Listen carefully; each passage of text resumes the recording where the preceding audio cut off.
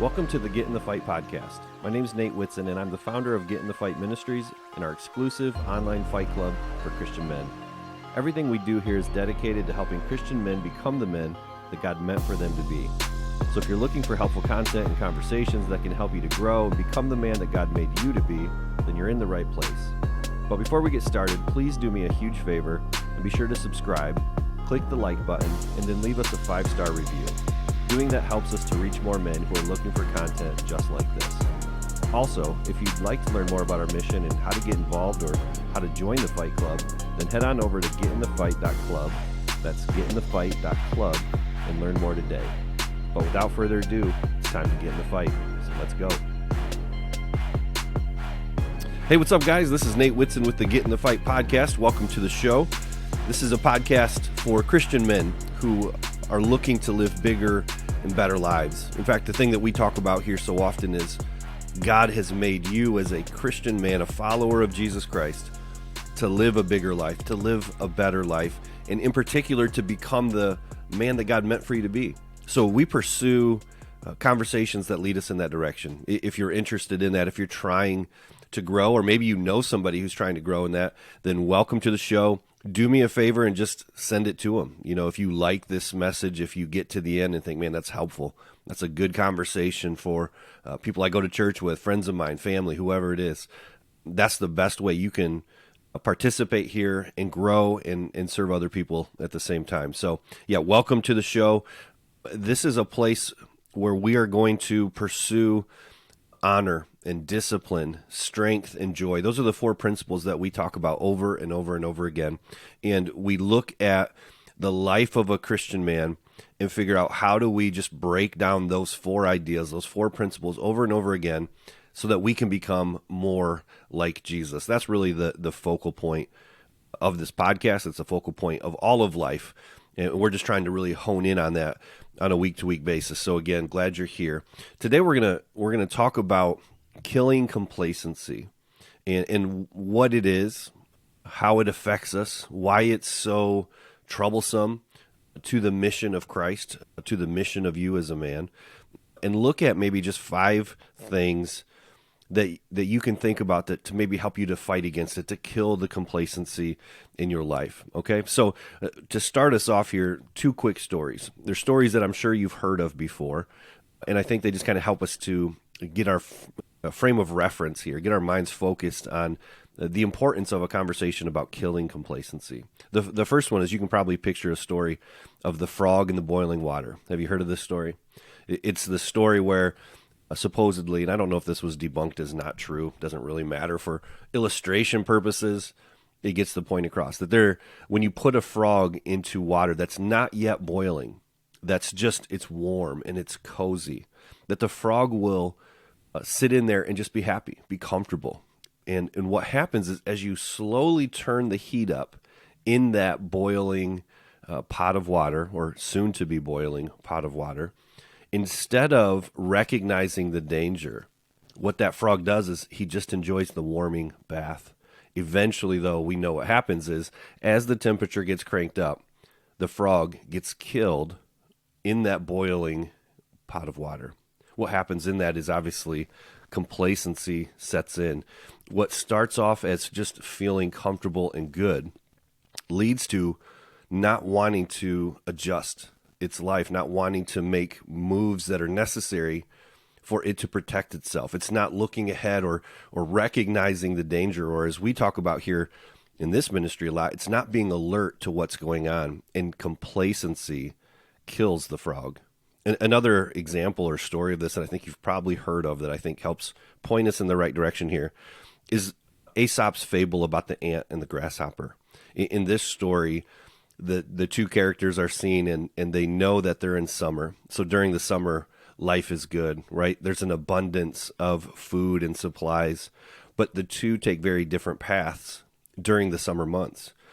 The ant, on one hand, spends the entire summer gathering food and preparing for what both know is coming, which is winter, the harshness, the season that is to come there.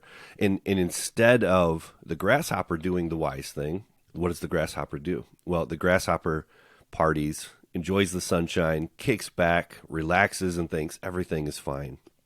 In the end, we know what happens. Just like with the boiling water, the temperature changes, right? But instead of boiling, it goes to freezing. And in this case, what happens is the grasshopper gets to winter and he's frozen. He's destitute. He's starving. While the ant, who is prepared and wasn't complacent, is living just fine, right? It deals with the winter in a much different way than the grasshopper. So when we go through these two stories, of course, what we're highlighting here is that there are consequences for complacency. There are consequences when we are not proactive. There are consequences when we're not diligent in looking ahead and being alert.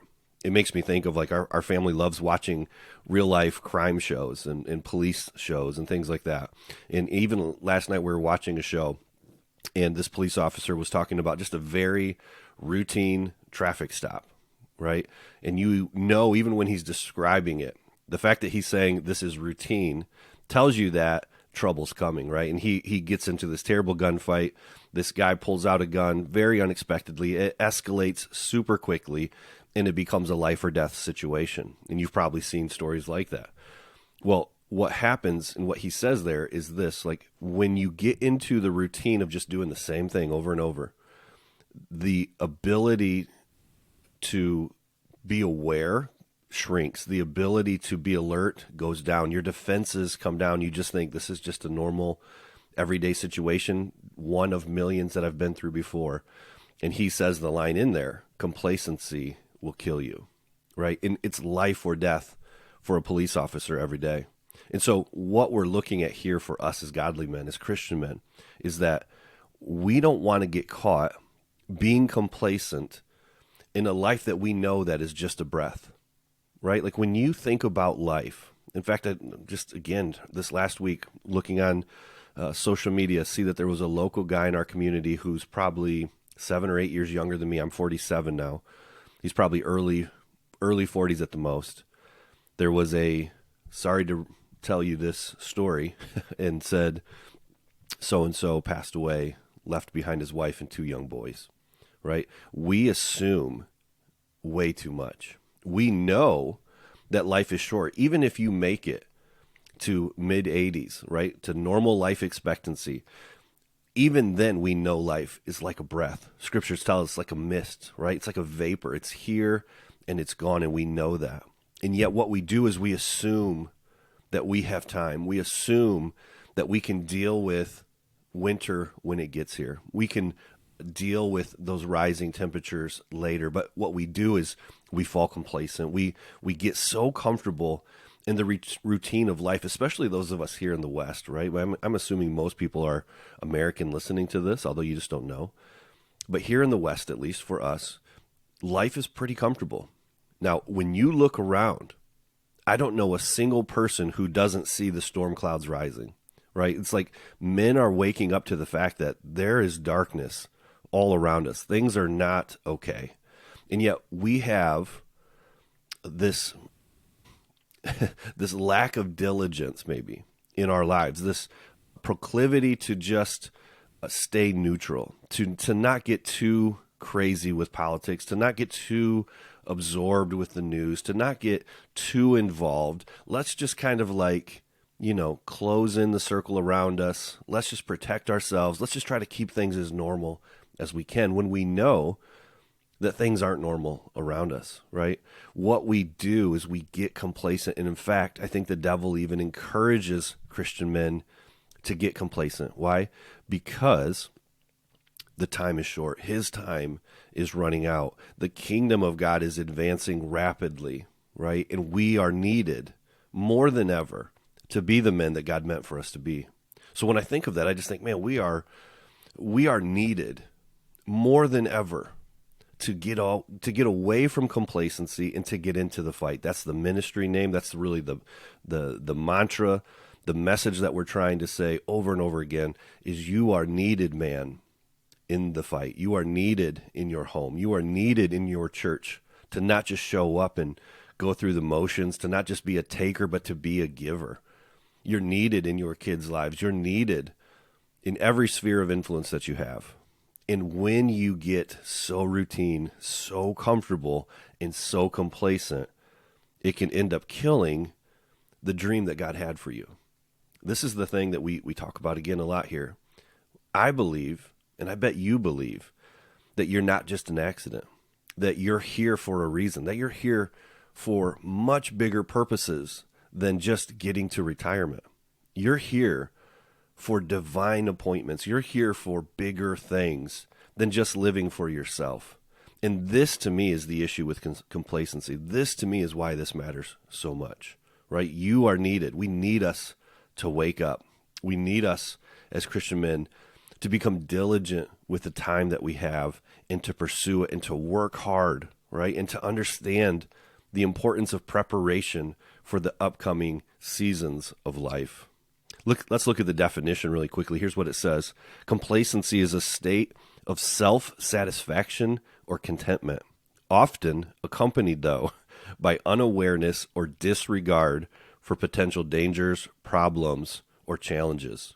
In this section that I had copied, it says this: it can manifest itself, complacency that is, as a lack of motivation or initiative to improve or change one's circumstances, leading to a sense of stagnation or inertia.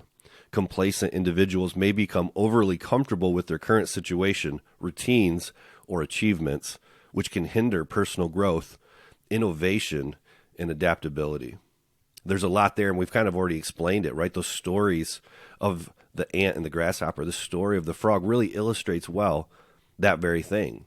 The story of the police officer warning people, don't get complacent. In this line of work, it will kill you. What we're saying to you is when you get complacent, Christian man, and you're not being the man that God meant for you to be, it can kill in certain ways, right? Think about this. In Revelation chapter 3, we read about the Laodicean church. And in the book of Revelation, Jesus is addressing the church, different churches in that area, and he's criticizing them for different things. Here's what he says about the church of Laodicea. I know your deeds, that you are neither hot nor cold. Sorry, cold nor hot. Just want to make sure I read that correctly. I wish you were either one or the other. So because you are lukewarm, neither hot nor cold, I am about to spit you out of my mouth. See, Jesus takes spiritual complacency very seriously. Why? Because when he left the earth physically, he commissioned us to go and to share the gospel, to go into all the world, to make disciples, to baptize in the name of the Father, the Son, and the Holy Spirit, and to teach people to hold steady and to hold true and to live lives in a bigger, better way. When you are lukewarm, Jesus says, I would rather spit you out of my mouth. I don't have a place for riding the fence. And just, honestly, guys, how many men are doing this very thing? I certainly have been guilty of it. My story, if you go back to the first, 4 or 5 podcasts, you can listen to a lot more of me share some of that story. And I'm sure in many others I've done the same. But I've loved God for a long time, but I can tell you there are many stretches of my life where I have been this complacent person, showing up, doing the minimum, but not really in the fight, not really like pursuing greatness for the Lord, pursuing the rewards that could come forever and forever and forever based on what we do in this life. Why would we not pursue that with everything that we have? Well, we get sucked into this world of distraction and comfort and routine, and it just steals so much of that away from us. And Jesus is giving a very strong warning to us as his body that I wish you were one or the other, right? Either get out or get in. But riding the fence doesn't work. Being complacent is killing what God intended for us and for this movement. Hey guys, I hope you're enjoying the show so far. And if you are, please do me a big favor and simply get engaged in a simple way. For you, that might be clicking the like button or maybe subscribing to the show. For others, it may be commenting on a show that really stands out to them, or maybe it's just copying the URL and texting it to a friend or pasting that into your social media. All of those things make a huge difference for us, and it helps us to reach more Christian men who who are trying to live bigger and better lives. So, number one, thank you for being a listener, and thank you for being a part of this community and part of this show. We appreciate it more than you know, and we appreciate you getting engaged and helping us out. Thanks so much. Now back to the show. So we're here today just to say, like, let's talk about 5 things, right? If this strikes you as, yeah, this is something that I need to be aware of, good, right? Now here's what can we do about it, right? Let's try to be really practical. 5 things that I think you can do to fight against complacency. Complacency is about, not doing the things that you should do. In fact, one of the principles that we talk about here is I'm a man of discipline. I do the hard right thing over the easy wrong thing every time. Now, again, all of the principles we talk about are ideals. They're not something that any of us lives out perfectly, but they give us a standard that points us to the life of Christ, a standard of greatness, of pursuing the life of Jesus in a way that's really tangible and meaningful, right? So I'll give you a quick example of discipline and complacency. This morning, I've been under the weather for a little bit, for 4 or 5 days, and feeling okay. Not great, but feel okay. Well, I haven't been able to, or didn't work out because we were traveling home from Florida.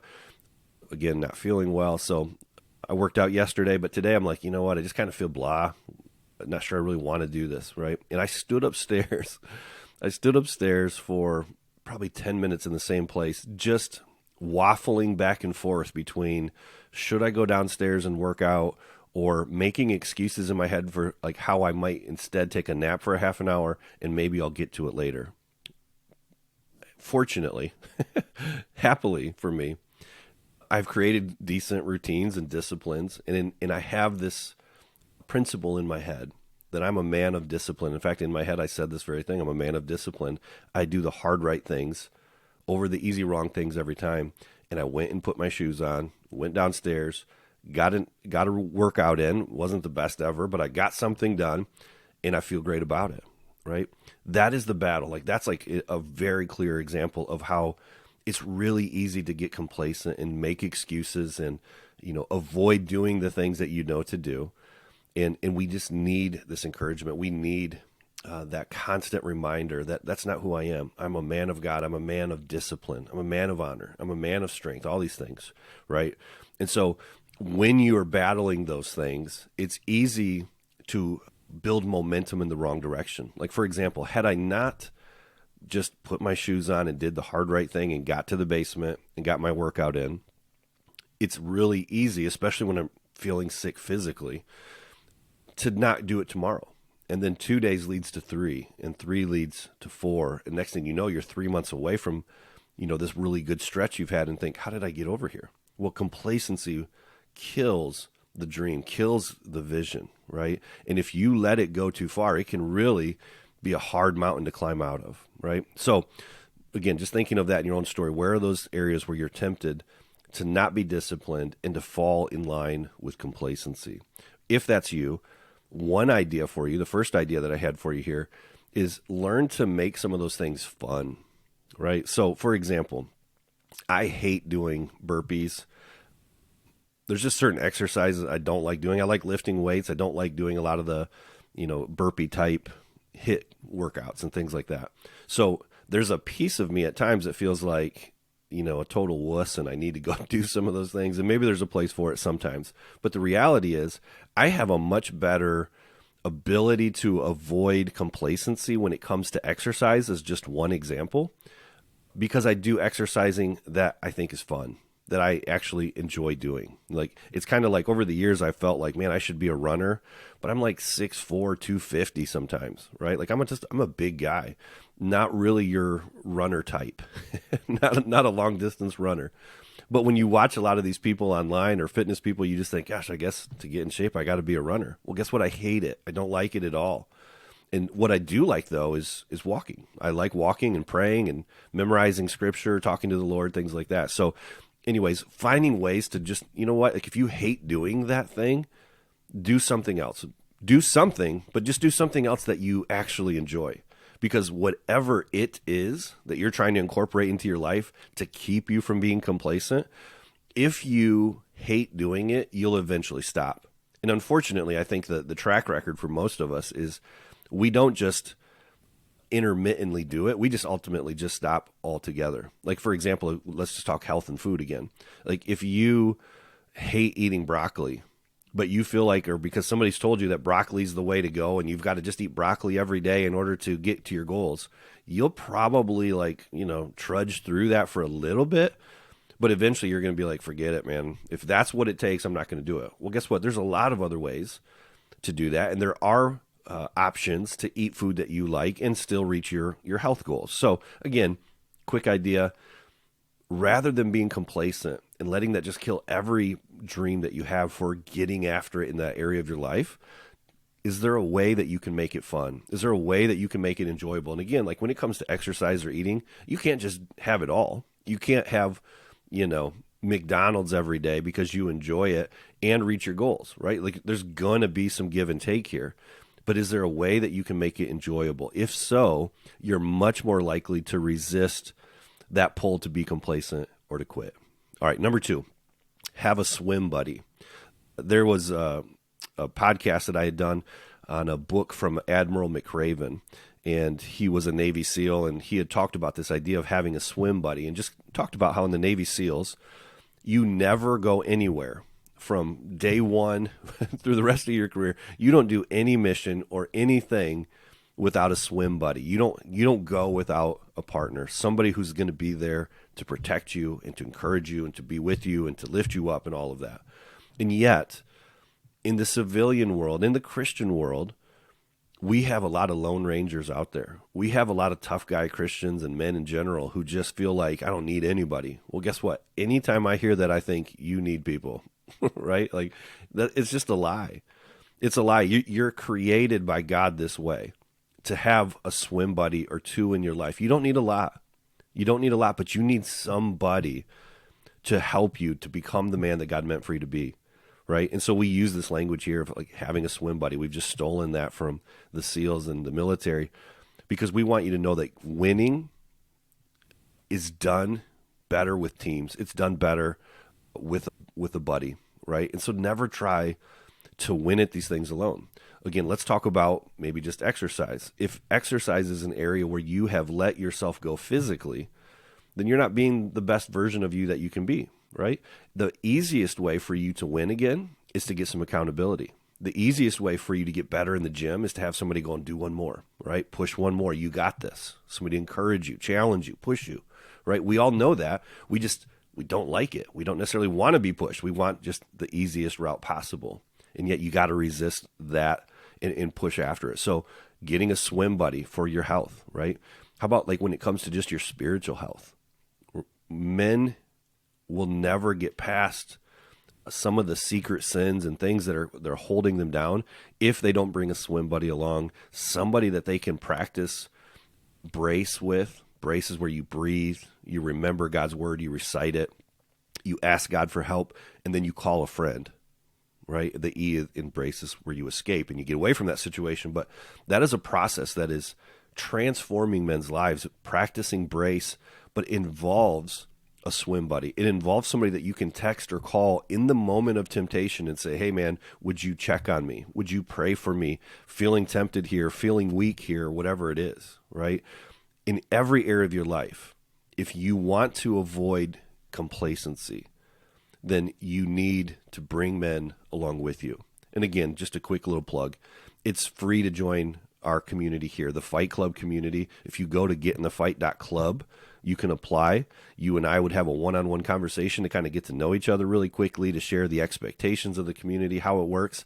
And if you're accepted, it's free. Just jump in and get connected with men from around the world who are fighting with you and for you and cheering you on, and you're cheering them on. It's just a cool thing. So again, if you don't have a swim buddy, or if you're looking for a community of men that are trying to be the men that God meant for them to be, and you're not sure where to go, we'd love to see you. Getinthefight.club. All right, number 3, track it.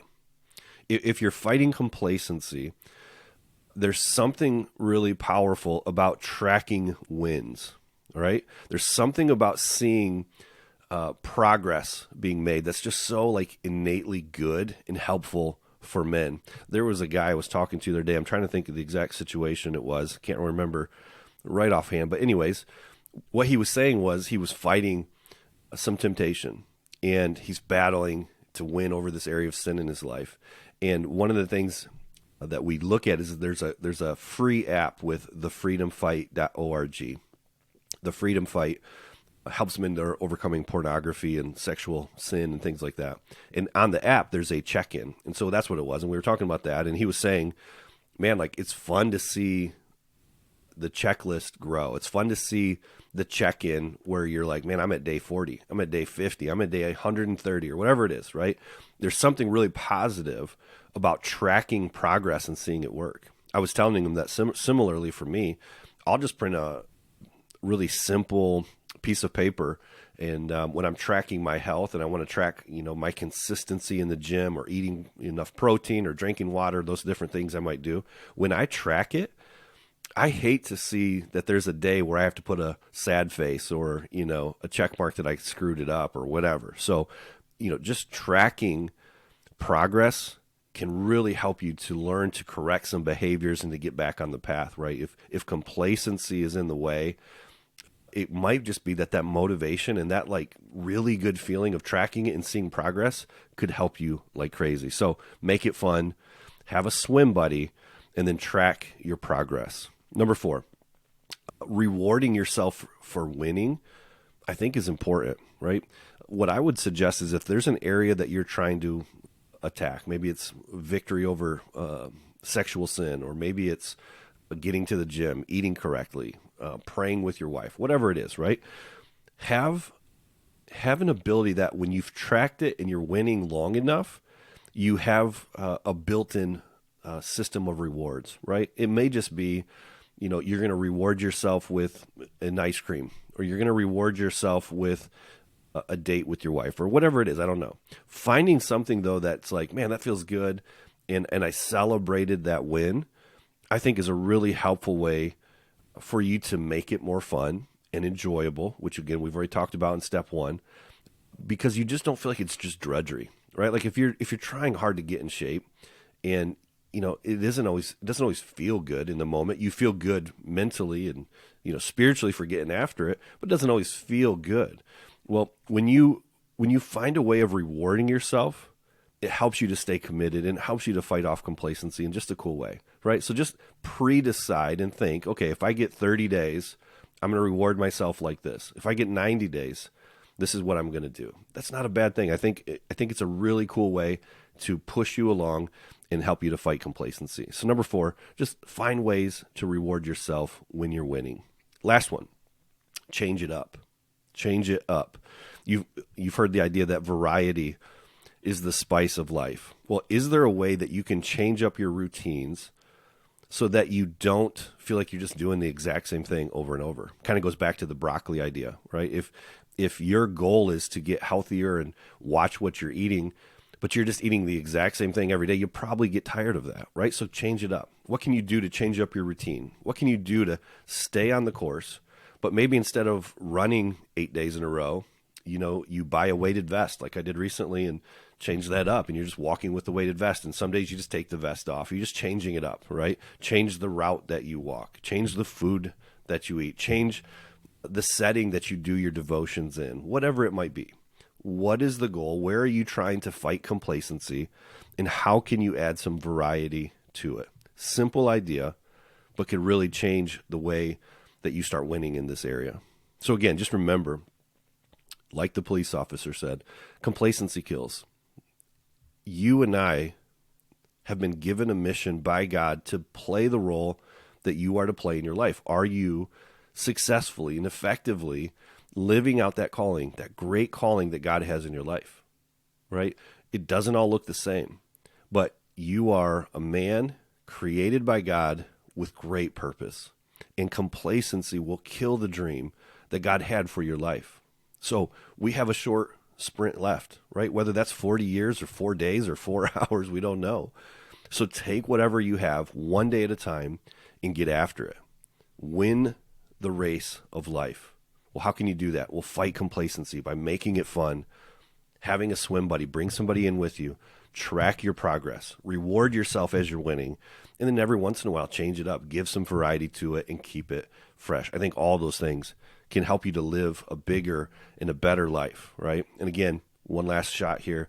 If you don't have that swim buddy, if you're not sure where to go, or if you just like the content and the conversations that you hear from here, join us. We'd love to have you, get to know you, fight with you, fight for you. Go to getinthefight.club, learn more, apply, check it out, reach out, let us know if you have questions. We would love to have you. But no matter what, keep fighting to be the man that God meant for you to be. Fight complacency. It will absolutely kill.